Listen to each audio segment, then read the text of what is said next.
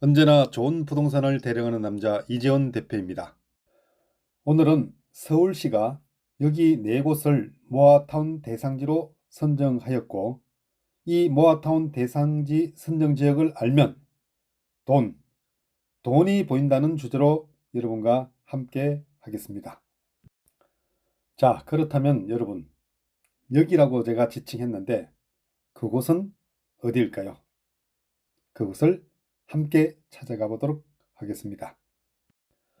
자, 여기 첫 번째는 구로동입니다. 통상 우리가 구로동이라 하면 외국인 노동자가 많고 좀 낙후된 지역이라고 생각하고 있죠. 그렇습니다. 그 낙후된 지역이 이번에 모아타운으로 선정되었고요. 두 번째는 석관동입니다.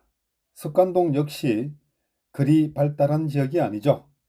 강북 지역에서 좀 낙후된 지역이 바로 석관동이 아닐까 생각하는데 그것도 핵심 지역이 될 것입니다. 자, 세 번째는 망우 3동이죠. 망우동 이쪽 지역은 여러 군데 모아타운이 선정된 바가 있고 지속적으로 계속 선정되고 있습니다. 앞으로 망우동, 망우 1, 2, 3동 해서 발전할 것 같고요. 그 다음은 묵2동입니다. 묵2동은 석관동 동측에 있고 또 묵1동이 동측에 있습니다. 묵동 지역은 최초로 모아타운으로 선정된 지역이기도 하죠. 이곳도 계속 발전할 것으로 보입니다. 자, 그렇다면 지금 제가 제시하게 될 이곳은 어디일까요? 이곳이 두 군데입니다. 과연 이곳은 어디일까요? 자, 첫 번째는 강북구의 수유동입니다. 수유동은 전반적으로 북한산과 함께 하고 있으면서 굉장히 넓은 지역인데요. 그 중에서 동척이 이번에 모아타운 대상지로 거론이 됐다가 안 된 곳이죠. 두 번째는 금천구 시흥 5동 1호입니다. 이것도 모아타운 대상지로 거론되었으나 어떠한 이유로 이번에 선정이 되지 않았습니다. 그 이유는 뒤에서 한 번 더 살펴보도록 하겠고요. 자, 지금부터는 모아타운 대상지로 선정된 곳의 세부 위치와 모양을 한번 살펴보도록 하겠습니다.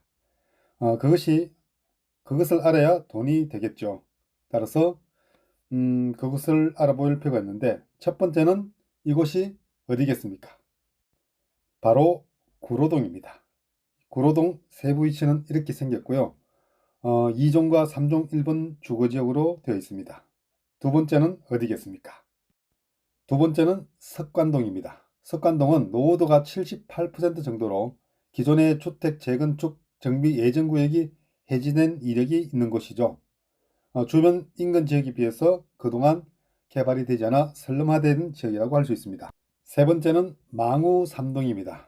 이것도 노후도가 72% 이상으로 단독주택이나 다가구, 다세대 주택이 많은 지역으로 상습적인 주차난으로 지역 일대가 어려움을 겪었던 지역입니다. 끝으로 중랑구 묵2동입니다. 중랑천에 인접한 지역에 위치하고 있고 노후도가 70% 이상으로 다세대 다가구 주택이 밀집되어 있습니다. 협소한 도로와 상습적인 주차난 등 불편함을 겪고 있는 지역이라고 할 수 있습니다.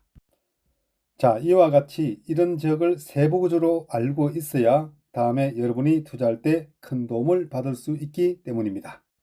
그래서 세부적으로 여러분께 위치와 모양을 제시하였습니다. 자, 그렇다면 보류된 지역이나 미선정된 지역은 우리가 잊어버려야 될까요? 글쎄요, 다시 한 번 더 생각해 볼 필요가 있겠고요. 먼저 보류된 지역인 강북구 수유동 1호는 대상지 내에서 주거와 상가 밀집 지역이 혼재되어 있었기 때문에 사업 실현성이 떨어진다고 봤습니다. 전반적인 모아타운 구역과 진입도로 등 기반시설 계획 등을 추가 검토 및 조정하는 것을 조건으로 보류하였다고 합니다. 그리고 금천구 시흥 5동 1호는 모아타운 대상지 내에 진입도로 확보가 어렵고 사업 예정구역의 경계가 향후 사업 추진이 어려울 것으로 판단되어 미선정되었다고 하네요. 참 안타까운 일이긴 합니다. 자, 그렇다면 우리는 어떻게 해야 할까요?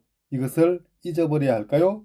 아니면 기억해뒀다가 차후에 진행되는 상황을 봐서 이곳에 투자해야 할까요? 저는 진행되는 상황을 잘 봤다가 투자해야 된다고 생각합니다. 자, 그렇다면 이번에 모아타운 대상지로 선정된 지역의 현 상태는 어떨까요?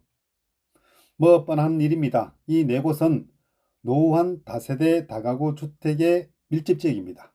따라서 고질적인 주차난과 열악한 기반시설 등으로 인해서 지역 주민들이 불편을 겪어왔던 지역이라고 할 수가 있고요. 반지하 주택도 다수 분포해서 주거 환경 개선이 꼭 필요한 지역이라고 판단하였다고 합니다. 자, 지금부터는 어떻게 될까요? 당연히 모아주택 사업을 본격적으로 추진할 것으로 예상이 됩니다.